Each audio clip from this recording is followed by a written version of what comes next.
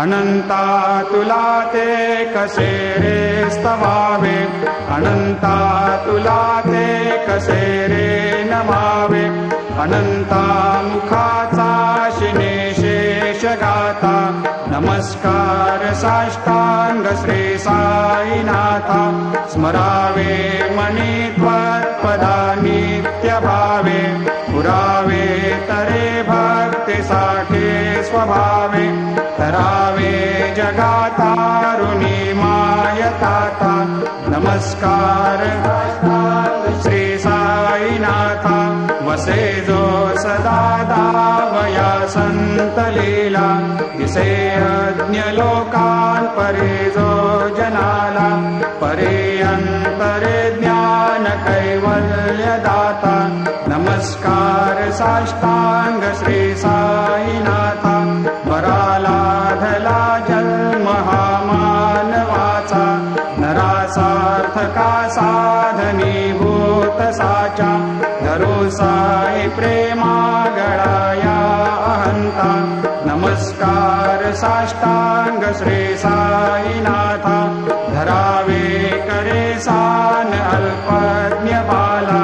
करावे अमाधन्य चुंबो निघाला, मुखे घाल प्रेमे पराग्रास आता, नमस्कार श्री साईनाथा, सुराधिक ज्यांच्या पदा वंदिता ते, सुराधिक ज्यांते समानत्व देते, प्रयागादि तीर्थे पदे नम्र होता, नमस्कार साष्टांग श्री साईनाथा, तुझ्या ज्या पदा पाहता गोप बाले, सदा रंगलेचे स्वरूपे मिळाले,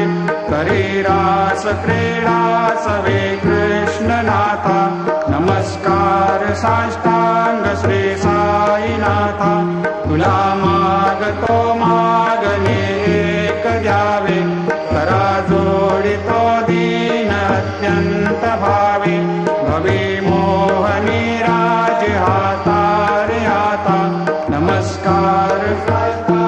श्री साईनाथा,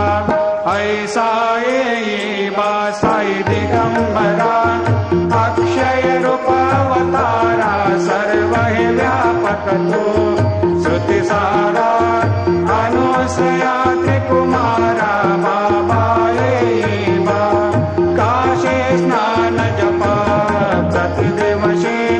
कोल्हापुर भिक्षेशे निर्मल नदी तुंगा, जलप्राशे निद्रा माहुर देशे, ऐसा येई बा, झोळे लोंबतसे वाम करे, त्रिशूल डमरो धारे, भक्तावर दसदा सुखकारे,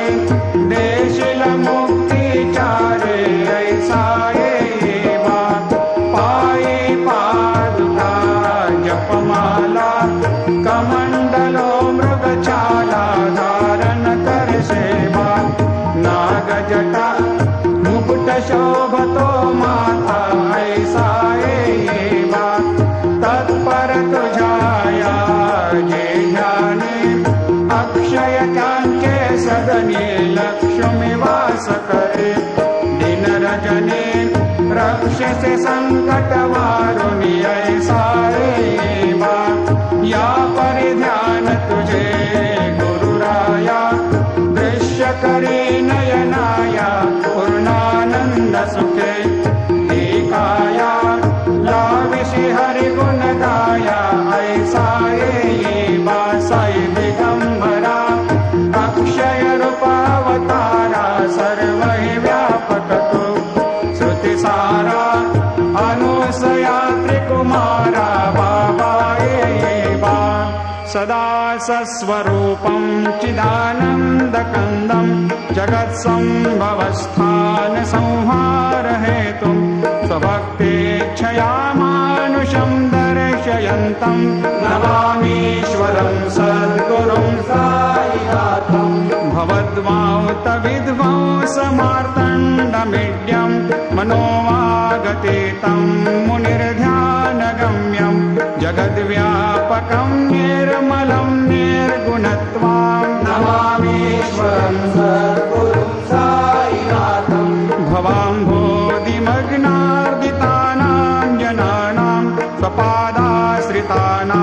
स्वभक्ते प्रियाणां समुद्धारणार्थं कलौ सम्भवन्तं नमामीश्वरं सद्गुरुं साईनाथं सदा निम्बवृक्षस्य मूलाधिवासात् सुधास्राविणं तीर्थमप्यप्रियन्तं तरुं कल्पवृक्षाधिकं साधयन्तं नमामीश्वरं सद्गुरुं साईनाथं सदा कल्पवृक्षस्य तस्याधिमूले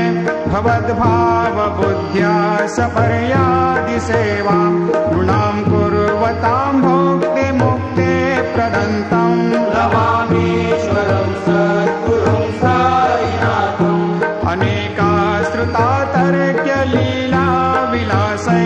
समावेशकृतेशानभास्वत्प्रभावम् अहं भावहीनं प्रसन्नात्मभावम् नमामीश्वरं सद्गुरुं साईनाथं सतां विश्रमाराममेवाभिरामं सदा सज्जनैः सस्तुतं सन्नमद्भिः जनामोददं भक्तभद्रप्रदन्तं नमामीश्वरं सद्गुरुं साईनाथं अजन्माद्यमेकं परब्रह्म साक्षात् स्वयं सम्भवं राममेवावतीर्णं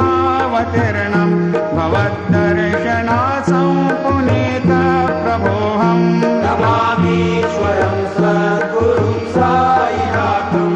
श्री साईश कृपानिधेऽखिल नृणां सर्वार्थसिद्धिप्रदा युष्मत्पादरजप्रभावमतुलं धातापि वक्ता क्षमः सद्भक्त्या शरणं कृताञ्जलिपुट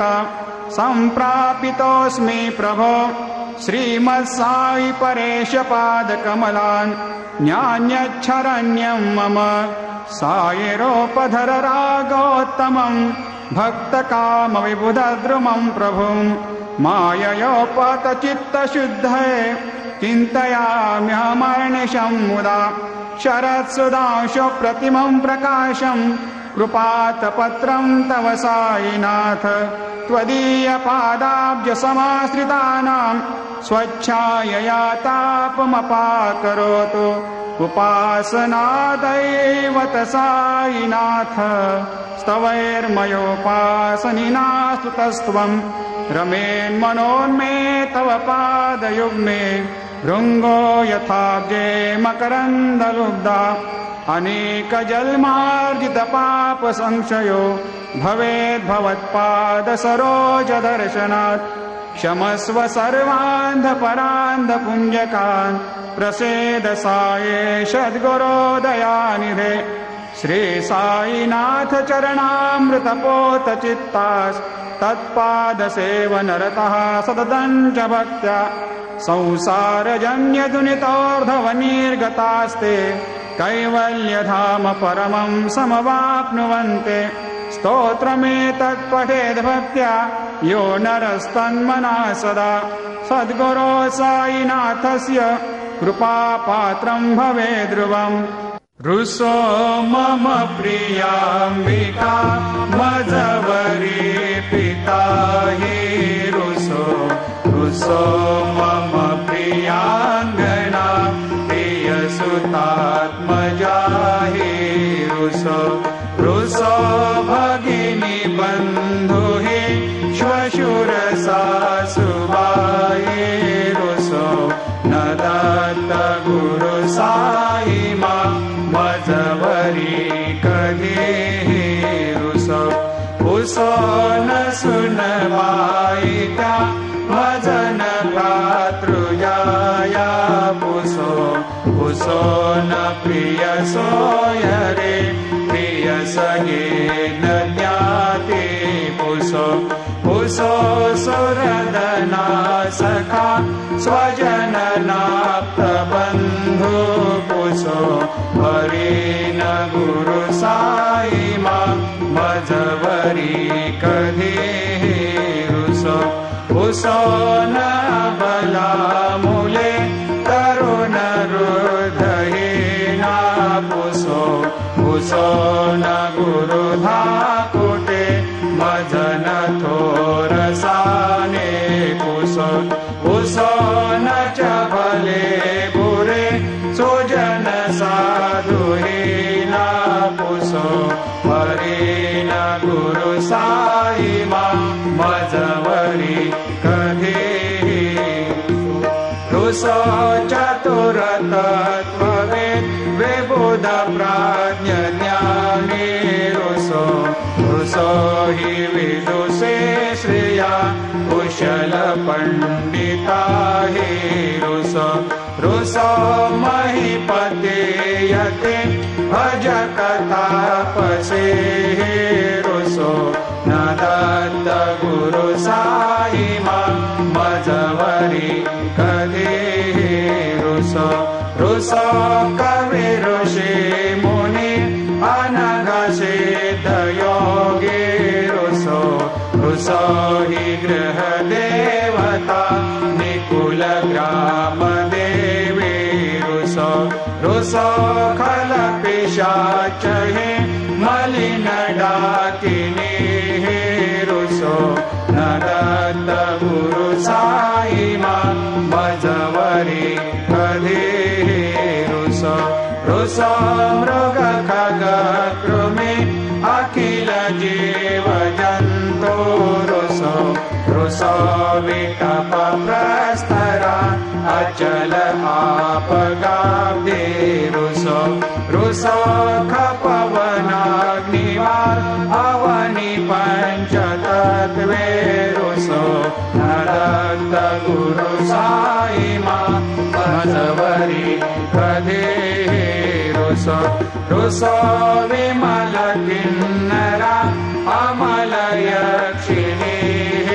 रुसो रुसो शशि खगादे गगनि तारका रुसो रुसो अमर राज हे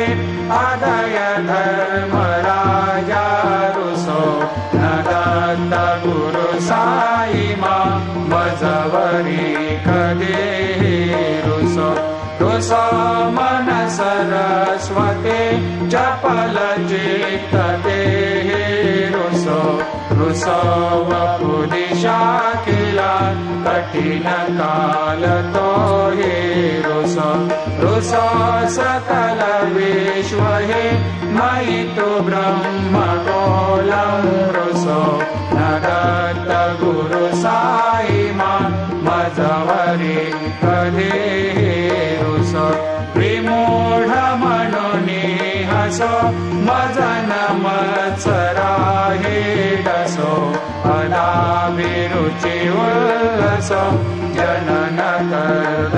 कर्दवीनापसो न दुर्गधुतिचा धसो अशिव भाव मागे कसो प्रपंची मन हे रुसो दृढ विरक्ति चित्ते कसो कुणाची घृणा नसो न च स्पृहा कशाची असो सदैव हृदये वसो मनसि ध्यानि साई वसो पगे प्रणय रसो निखिल दृश्य बाबादिसो न दत्त गुरु साई मा उपरि रुसो हरि ओम यज्ञेन यज्ञमयजन्त देवा स्थानि धर्माणि प्रथमान्यासन्न तेहनाकं महिमान सजन्त यत्र पूर्वे साध्या सन्ति देवाः ओम राजाधिराजाय प्रसह्य साहिने नमो वयं वै श्रवणाय कुर्महे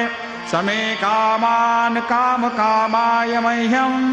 कामेश्वरो वै श्रवणो दधातु कुबेराय वै श्रवणाय महाराजाय नमः। ॐ स्वस्ते साम्राज्यं भोज्यं स्वराज्यं वैराज्यं पारमेष्ठ्यं राज्यं महाराज्यमाधिपत्यमयं समन्तपर्या निशात् सार्वभौमत् सार्वायुषान्त्राधात् परार्धात् पृथिव्यै समुद्रपर्यन्ताय एकराळिति तदप्येकोऽभिगेत मरुतः परिवेष्टारो मरुतस्यावसङ्ग्रहे आवीक्षितस्य कामप्रेर्विश्वे देवा सभासदेते। श्रीनारायण वासुदेवाय सच्चिदानन्द सद्गुरु साईनाथ महाराज की जय। करचरणकृतं वा कायजं कर्मजं वा श्रवणनयनजं वा मानसं वा अपराधं विहितमविहितं वा सर्वमेतत्क्षमस्व। जय जय करुणाब्धे श्री प्रभो साईनाथ। श्री सच्चिदानंद सद्गुरु साईनाथ महाराज की जय। राजा